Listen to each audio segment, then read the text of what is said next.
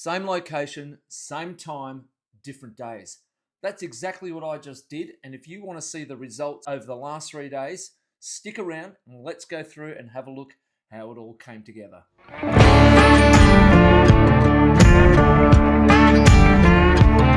So we are at day one of this experiment. If you want to see the end results of 3 days, same spot, stick around because I'm about to show you. Here we are. I've got the composition set up. Got the wide angle lens on. The experiment is 3 different days, same location, exactly the same spot and the same time. We're going to take the shot. I'm going to take this shot here, and then the next shot will be that shot behind me. Okay, so we'll come around. It's probably that. So that's going to be the 2 shots. I'm going to take that shot there and then that shot behind me. So we'll get 2 different shots, and the end result should be by 3 days, we'll have 6 different shots with different light. Time is right now, I can't tell you because I've got the CMOS on and I forgot my watch today. Can you believe it? I never forget my watch, and I've forgotten it twice on the shoot. So that's a lie right there because I have forgotten. I've forgotten it once before. Okay, ND filter is on. So these are all my little tricks and stuff for taking award-winning photos. Don't tell anyone. Don't tell anyone my tricks. 3 seconds, focus, do it again. Let's have a look. Look at that. That is like glass. So I love doing different types of exposures, and that's a really important thing with photography too. Don't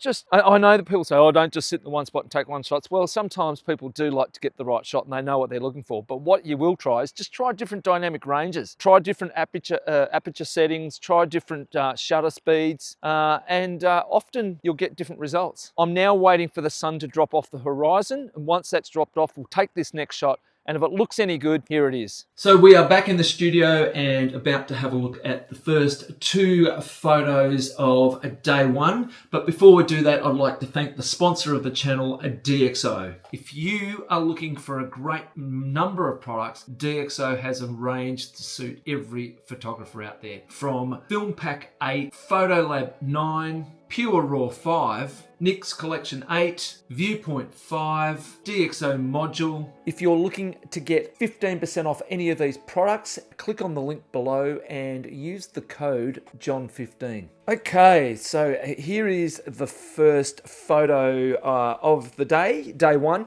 first photo, and have a look. That is just beautiful. I love that.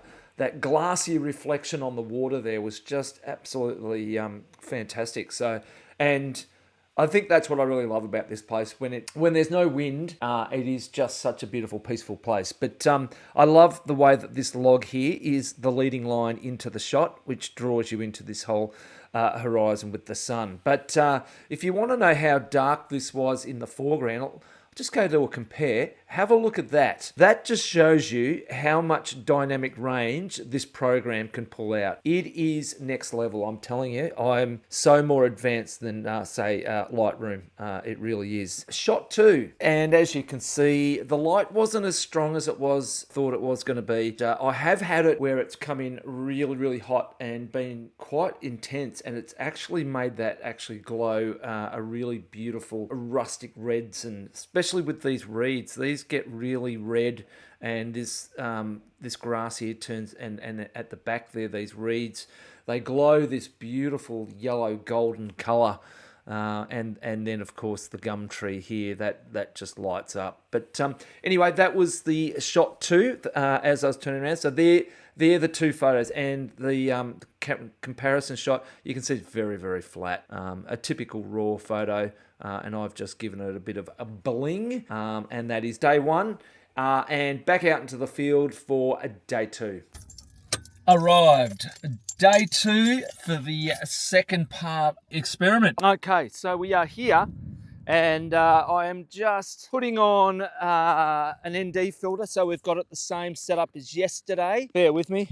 Okay, so the sun is almost coming down. You can start to see a bit of color coming through. It'll be interesting to see what happens. All right, here comes the color. Isn't that funny? Like, people get excited over cars and stuff. I get excited over beautiful sunsets. So have a look at the color. The color is, so I could have left 5 minutes ago and went, oh, it's not going to kick on. Have a look at that. That is why we stick around. Take another one. Got that. This is actually beautiful and soft and really got that beautiful Pascal. Sometimes you can get it really intense, but I love this. I love this, just this softness. It's very beautiful. Let's have a look at what that looks like. Yeah, that's beautiful. You got the beautiful dark blue and then, yeah, some reflection. I might even go a longer exposure and see if we can get it out to 30 seconds. What I want to do, I want to flatten the water off and I want to see if I can get some of that color hitting the water. The intensity's starting to drop already. It's just amazing how quickly it goes. But all the way over here, off to the side here is beautiful, and it's such a beautiful pink. We get such beautiful sunsets in Australia. I don't know if you guys have been to Australia. We really do get some incredible color in the sky, and the weather is very harsh. Let's have a look. Yeah, look at that. That is sick. We're gonna take that into Photolab 9, and I'll show you the results of what that looks like. Stick around. Day 2. Well, you can see right here that is a big difference from the last photo. Yeah, as you know, now all of a sudden we had the ripples on the water that have long exposure, and because the wind was blowing them down, you can see that it's made some beautiful waves and some gentleness, which actually then draws your line in again, and it actually makes a leading line into the center of the picture.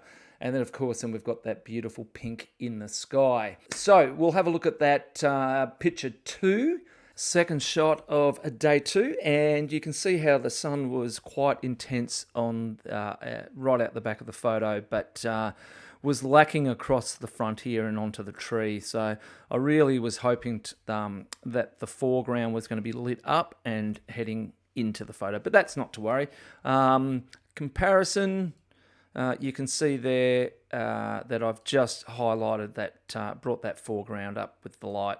Now we're heading back out into the field for day 3.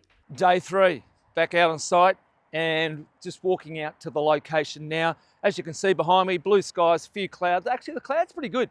It is mid-cloud. I would have loved high cloud, but good to get the conditions a little bit different, changing. As you can see, there's still a lot of cloud on the horizon, so it'll be interesting to see. So let's make our way out there and see what it looks like. Okay, so we are 1 hour before the sun drops off. It's really cool. I've got these planes, these old school planes flying through the sky up here because we've got Moorabbin Airport not far. I ended up getting a great shot. Have a look at this shot.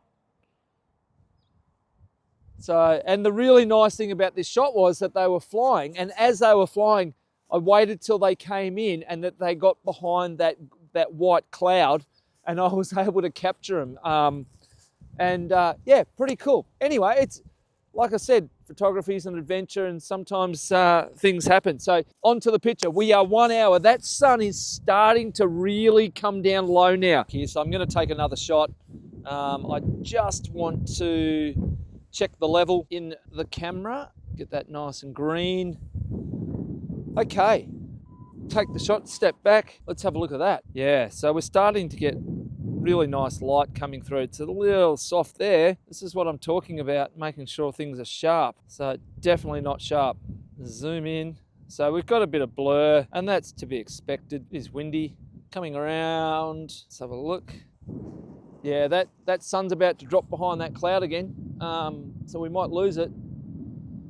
Anyway, it was fun. I will turn this around and let's see if we can start to get some colour happening here. So it's nearly bang on 7 o'clock. I'm going to get a shot here. Don't move the tripod. That's the whole reason that we marked it. Now, histogram on.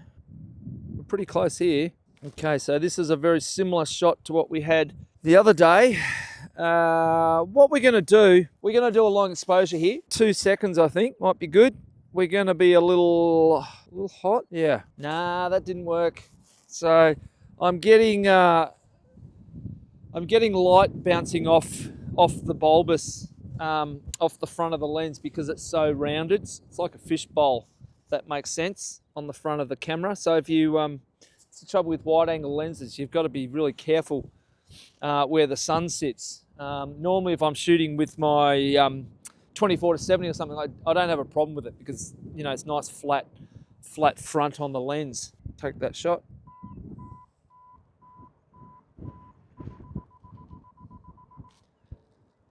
Okay, that's a 7 o'clock banger. 7 o'clock on the dot.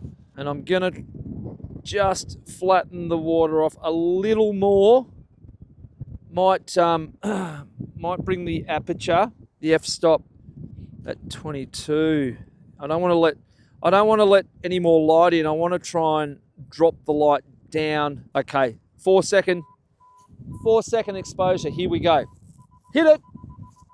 All right, I'm going to stop it there and we'll have a look. Back in the studio, and we are going to have a look at the last 2 photos of day 3 and have a look and see how they go. And then what we'll do, I'll put all 3 days together and we'll compare all the photos. And day 3, and this shot, you can see that that sun was still a bit high and we didn't get a lot of shadows. But overall, it was what I had to take there. You can see a bit of blurring with the leaves because the wind was blowing there up the top there, so that blurred that.